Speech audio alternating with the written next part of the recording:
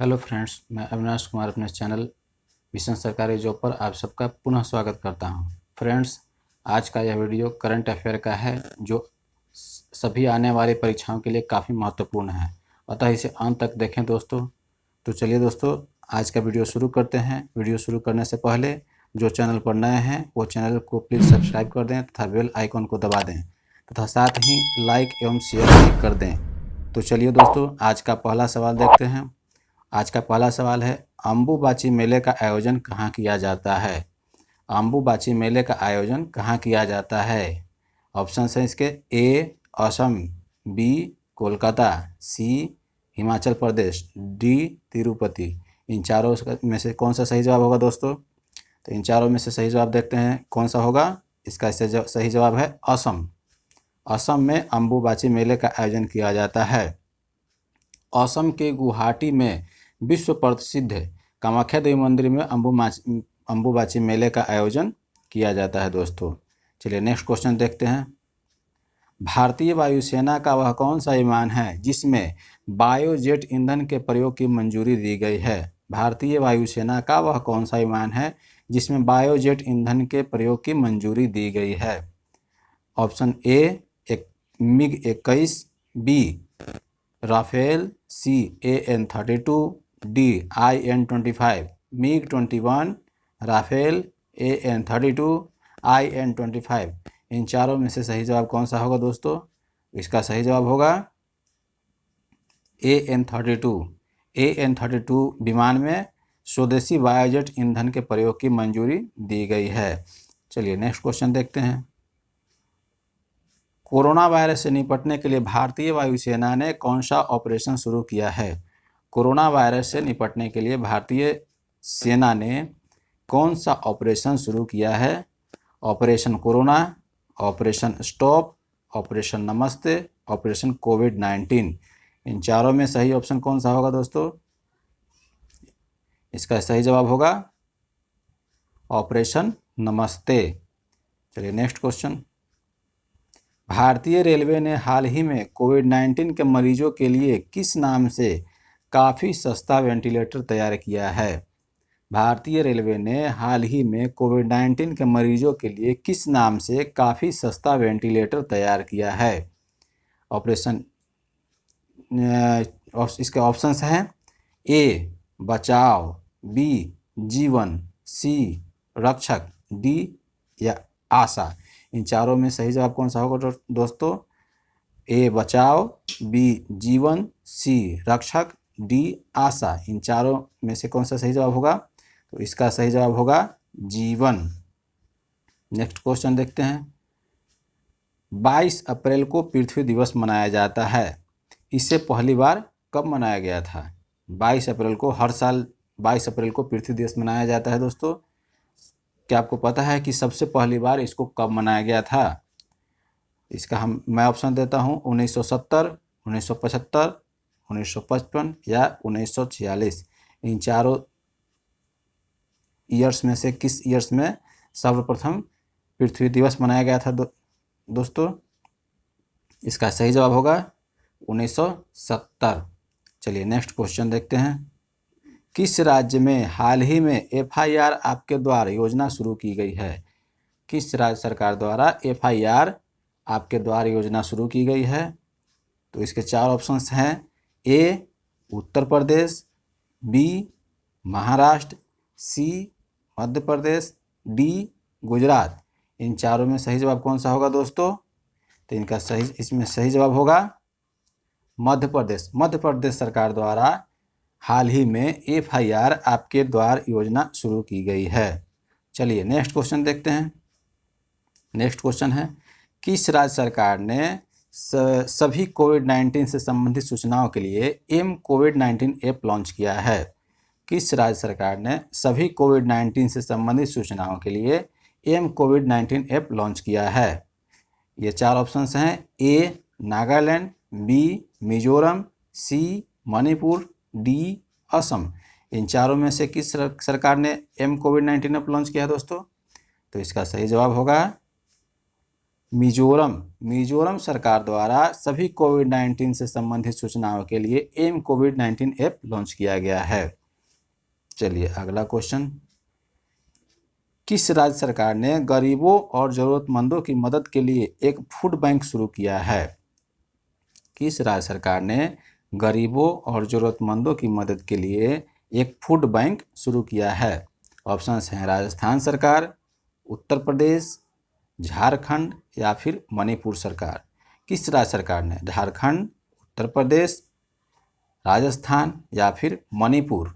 इसका सही जवाब होगा दोस्तों मणिपुर। मणिपुर सरकार ने गरीबों और जरूरतमंदों की मदद के लिए एक फूड बैंक शुरू किया है। नेक्स्ट क्वेश्चन देखते हैं,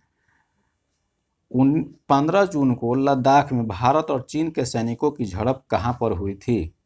15 जून को भारत और चीन के सैनिकों की झड़प, इन दोनों के बीच झड़प जो हुई थी वह किस स्थान पर हुई थी? फिंगर वैली में हुई थी, गलवान वैली में हुई थी, लेह वैली में हुई थी या इनमें से कोई नहीं?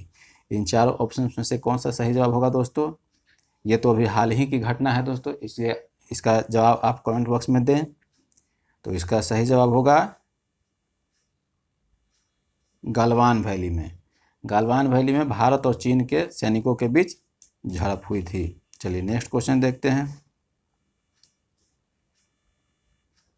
नेक्स्ट क्वेश्चन है, 15 जून को गलवान घाटी में हुई खूनी झड़प में बिहार रेजिमेंट के सैनिकों में एक सुनील कुमार भी शहीद हुए थे। वह सेना के किस पद पर कार्यरत थे? सेना के किस पद पर थे?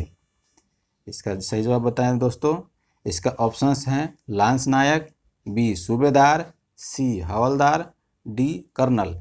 इन चारों में किस पद पर थे दोस्तों? तो इसका सही जवाब होगा हवलदार। हवलदार के पद पर थे। चलिए नेक्स्ट क्वेश्चन, भारतीय अंतरिक्ष अनुसंधान संगठन यानी इसरो द्वारा मानव अंतरिक्ष उड़ान केंद्र की स्थापना कहाँ की जाएगी? भारतीय अंतरिक्ष अनुसंधान संगठन यानी इसरो के द्वारा मानव अंतरिक्ष उड़ान केंद्र की स्थापना कहाँ की जाएगी? Options A Sriharikota, B Balasore, C Challakere, D Chandipur. इन चारों जगहों में से किस जगह पर किया जाएगा दोस्तों? तो इसका सही जवाब होगा चलकेरे, यानी भारतीय अंतरिक्ष अनुसंधान संगठन द्वारा मानव अंतरिक्ष उड़ान केंद्र की स्थापना चलकेरे में की जाएगी। चलिए अगला क्वेश्चन देखते हैं, सूचना एवं प्रसारण मंत्रालय डिजिटल रेडियो किस वर्ष लॉन्च करेगा? सूचना एवं प्रसारण मंत्रालय द्वारा डिजिटल रेडियो किस वर्ष लॉन्च किया जाएगा? ऑप्शंस है ए 2022, बी 2024, सी 2028, डी 2030। कौन से वर्ष में होगा दोस्तों? इसका सही जवाब होगा 2024। चलिए नेक्स्ट क्वेश्चन, 2 जनवरी 2020 को केंद्रीय गृह मंत्री अमित शाह ने राष्ट्रीय आपदा मोचन बल यानी एनडीआरएफ एकेडमी की आधारशिला कहाँ रखी है? 2 जनवरी 2020 को केंद्रीय गृह मंत्री अमित शाह ने राष्ट्रीय आपदा मोचन बल यानी एनडीआरएफ एकेडमी की आधारशिला कहाँ रखी है? ए कानपुर, बी अहमदाबाद, सी नागपुर, डी सोलन। इन चारों में से सही जवाब कौन सा होगा? तो इसका सही जवाब है नागपुर में। नागपुर में एनडीआरएफ एकेडमी की आधारशिला रखी गई है। चलिए अगला क्वेश्चन, वायु प्रदूषण से निपटने के लिए ऑक्सीजन पार्लर कहाँ खोला गया है? वायु प्रदूषण से निपटने के लिए ऑक्सीजन पार्लर कहाँ खोला गया है दोस्तों? तो options A Nashik railway station, B New Delhi railway station, C Mumbai railway station, D Hajipur railway station. इन चारों रेलवे स्टेशन में से कहाँ पर ऑक्सीजन पार्लर खोला गया है? तो इसका सही जवाब होगा नासिक रेलवे स्टेशन, नासिक जो कि मुंबई महाराष्ट्र में है। चलिए नेक्स्ट क्वेश्चन, भारत का पहला हीरा संग्रहालय कहाँ पर खोला जाएगा? भारत का पहला हीरा संग्रहालय यानी डायमंड म्यूजियम कहाँ पर खोला जाएगा? खजुराहो में, पन्ना में, कोलार में या सूरत में? कहाँ पर खोला जाएगा दोस्तों? इसका सही जवाब होगा खजुराहो में। खजुराहो किस राज्य में है दोस्तों? खजुराहो, कमेंट बॉक्स में इसका आंसर बताएं दोस्तों, खजुराहो किस राज्य में है। चलिए अगला क्वेश्चन तब तक देखते हैं। मेरा इंडिया अभियान के तहत कब तक मलेरिया उन्मूलन का लक्ष्य रखा गया है। मेरा इंडिया अभियान के तहत मलेरिया उन्मूलन का लक्ष्य कब तक रखा गया है। Options A 2021, options B 2022, option C 2028, options D 2030। कब तक रखा गया है दोस्तों, इसका सही जवाब होगा 2030। नेक्स्ट क्वेश्चन, आर्थिक आधार पर आरक्षण किस संविधान संशोधन अधिनियम द्वारा लागू किया गया है। आर्थिक आधार पर आरक्षण किस संविधान संशोधन द्वारा लागू किया गया है। ऑप्शंस ए 100 में, बी 102वें संविधान संशोधन, सी 103वें संविधान संशोधन, डी 124वें संविधान संशोधन। कौन सा सही जवाब होगा दोस्तों, तो इसका सही जवाब होगा 103वें संविधान संशोधन के द्वारा आर्थिक आधार पर आरक्षण की व्यवस्था की गई है। चलिए नेक्स्ट क्वेश्चन, भारतीय नोटों में कौन सा बाजार में आधे से अधिक मूल्य की हिस्सेदारी रखता है, यानी आधा से अधिक संख्या में इन नोटों की संख्या है। तो बताएं 2000 का नोट, 500 का नोट, 200 का नोट या 100 का नोट, किस नोट की संख्या सर्वाधिक है दोस्तों।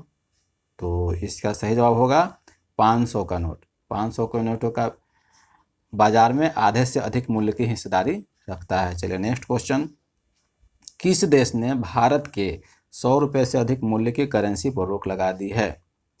किस भारत के पड़ोसी देश ने 100 रुपये से अधिक मूल्य की करेंसी पर रोक लगा दी है। ए चीन, बी पाकिस्तान, सी नेपाल, डी भूटान। इन चारों में से कौन सा देश है दोस्तों जिसने भारत के 100 रुपये से अधिक मूल्य की करेंसी पर रोक लगाई है। तो इसका जवाब होगा नेपाल।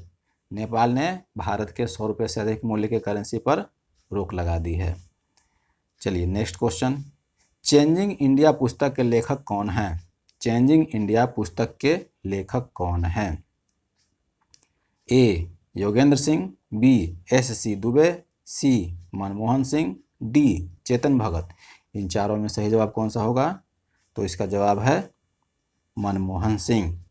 नेक्स्ट क्वेश्चन, भारत सरकार द्वारा कब तक मानव सहित अंतरिक्ष उड़ान का लक्ष्य रखा गया है, यानी अगली बार जब अंतरिक्ष में उड़ान होगी तो उसमें मानव भी साथ में जाएगा।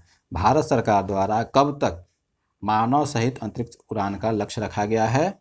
Option A 2020, option B 2022, option C 2024, option D 2030।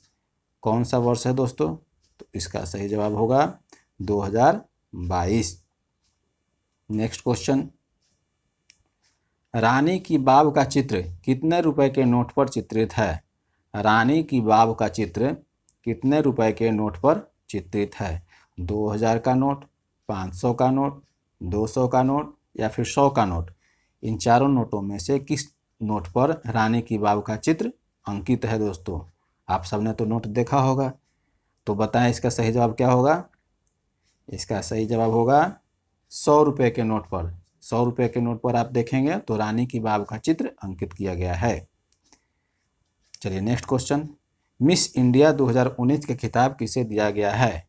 Miss India 2019 का खिताब किसे दिया गया है।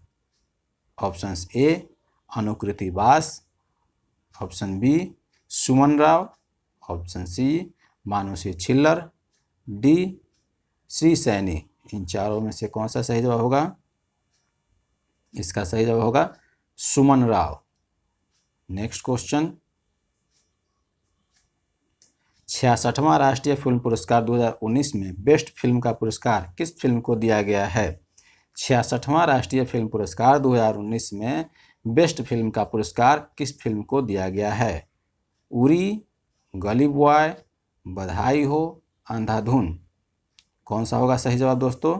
उरी, गली बॉय, बधाई हो या अंधाधुन। इन चारों फिल्मों में से किस फिल्म को 66वां राष्ट्रीय फिल्म पुरस्कार 2019 में बेस्ट फिल्म का पुरस्कार दिया गया है।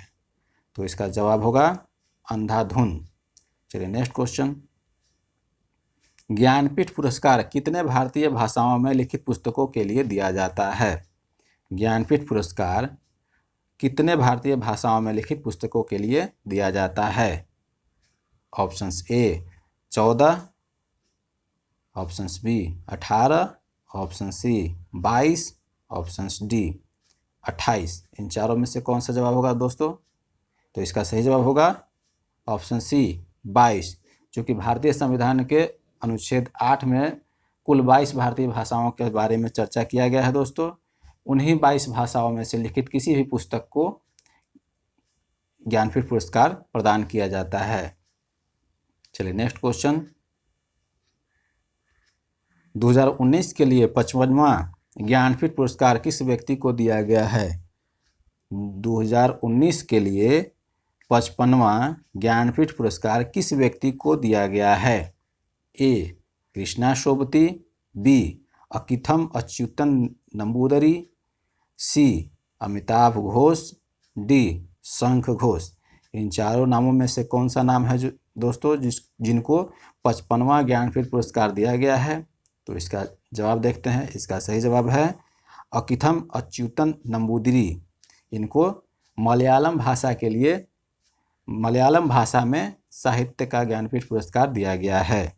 भारतीय साहित्य का सर्वोच्च पुरस्कार ज्ञानपीठ पुरस्कार होता है दोस्तों, जिसकी स्थापना 1965 ईस्वी में की गई थी।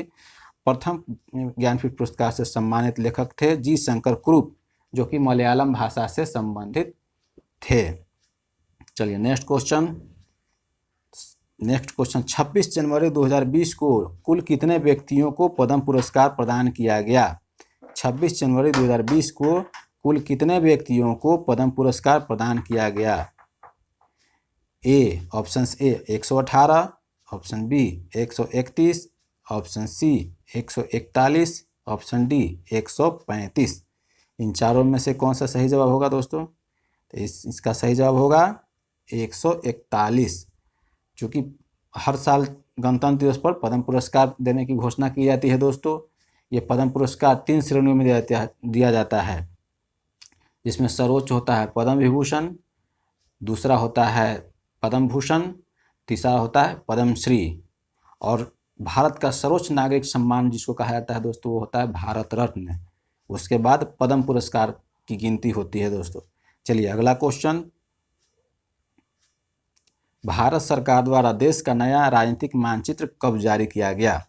भारत सरकार द्वारा देश का नया राजनीतिक मानचित्र कब जारी किया गया था?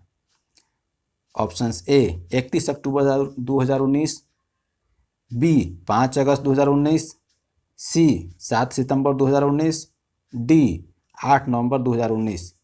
इन चारों में कौन सा सही जवाब होगा? तो इसका सही जवाब होगा 8 नवंबर 2019 को भारत सरकार द्वारा देश का नया राजनीतिक मानचित्र जारी किया गया।